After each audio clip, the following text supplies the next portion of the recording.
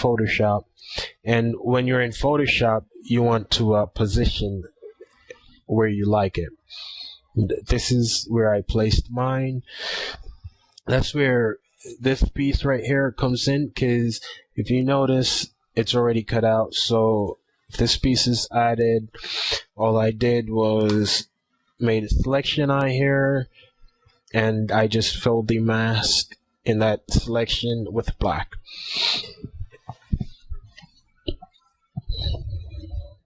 Now on to our next steps.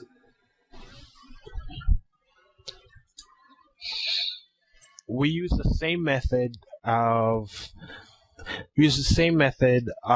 filling this selection. This time we filled it with black. So what we need is, here we are, create a new layer, fill that layer with black, deselect that, we don't really need to see that anymore. Okay, and from here, filter, blur, motion blur, and there you would have it. Once you have that, go ahead, delete this. Once you got that, what I did again, create a mask and mask out the areas that I don't want.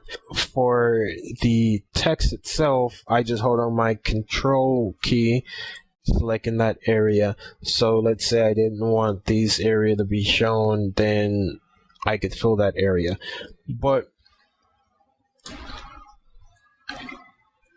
it's it doesn't take away from anything, so I just left it there, and I want to make sure I don't get rid of some of the shadows that needs to be there. Okay, now what I did here is just add that light effect as if there is light coming in. So how I did this, created a new layer, using my elliptical marquee tool, draw me a circle, fill my circle with white, go to filter, blur, Gaussian blur. You want to adjust it based on just a value that you could work with. So let's say something like this. Select OK, then go to filter, motion blur, and you get the idea, using the same angle, and then you would click OK. Now once you're done, you could just drag this where you want. Okay, so now we get that somewhat of a light effect. To do it to the other side, you could duplicate this, Control J, would duplicate, go to Edit, Transform, and flip horizontally. Now we got it on the other side. Okay, that's just the gist of that. Go ahead and delete that. Now that's one side, and then there's my other side. Now to finish up this effect, I added a gray background, and it's very important. Like, you may not be able to notice what's going on right now with the naked eye, but this gray background is not a solid gray. Okay, and to prove that, let's go into our color picker and watch the gray values. Okay, that's from the middle, and that's out to the edge. The value from the edge is what you need for your it's going to be a foreground value, right? So you'd say click, say value of A, B, A, C, A, F. That will be your background value, and C5, C6, C8, roughly around there. Like, I'm just winging it now because I don't remember exactly what value I'd use, but let's just say we click OK, right? So the lighter value you need to be your foreground, the darker value background. Then we're going to select our gradient tool, you want to select your radial gradient. So radial gradient selected, gradient tool selected, click out. I'm going to bring these back in. Okay, this is where we're at so far. So from here, click out to where you'd want to say your light source would be hitting the most. I guess for me it's somewhere right here. So do you notice what's going on? Okay, you need that gradation for the next step, and that's how I created my my background, more or less. I have my background created. Next, I'm gonna add my color to my background. No, you're not gonna get this nice gradiated color if you don't follow these steps.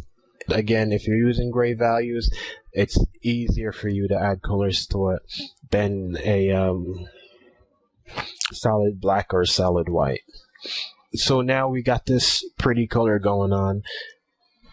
Notice the type layer is not really affected because it's on top of everything else, and the other layers are pretty much either filled with their own color or their opacity value is low enough to pick up the color from the background. Final step, well, not completely final, but next to last step, I went ahead and created this light line file for you guys. Sorry, grab these layers over, release them, and all you gotta do from here is just arrange these light beams to however you see fit, however you wanna design. You don't have to use them all. You could resize, rotate, whatever.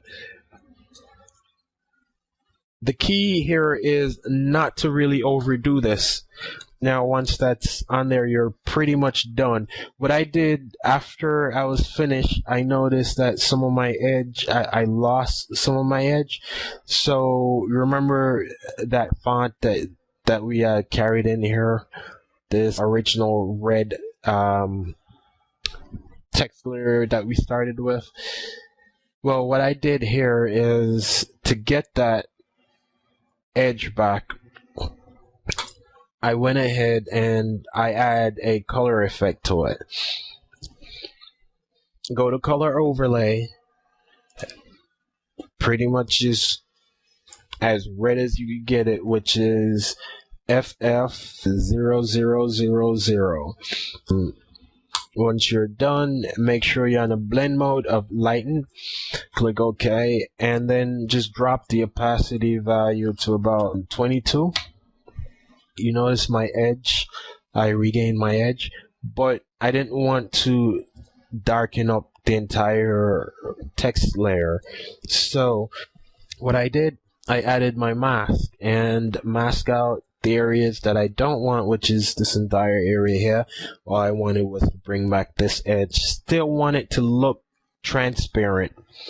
Okay, so I had to take it back some and made sure that the entire area wasn't dominated by that layer that we just added. Alright, and there it is. You finish, you add your little logo or watermark or whatever to it, but that's the end. I hope you guys enjoyed it. I hope you were able to follow along, and once the source file is ready for download, you could download it at agostilo.com, and remember, just check at the bottom for those links. Check out the blog tutorial from time to time. I may be posting some written tutorials on here, as well as some exclusive video tutorial that is exclusive only to my site.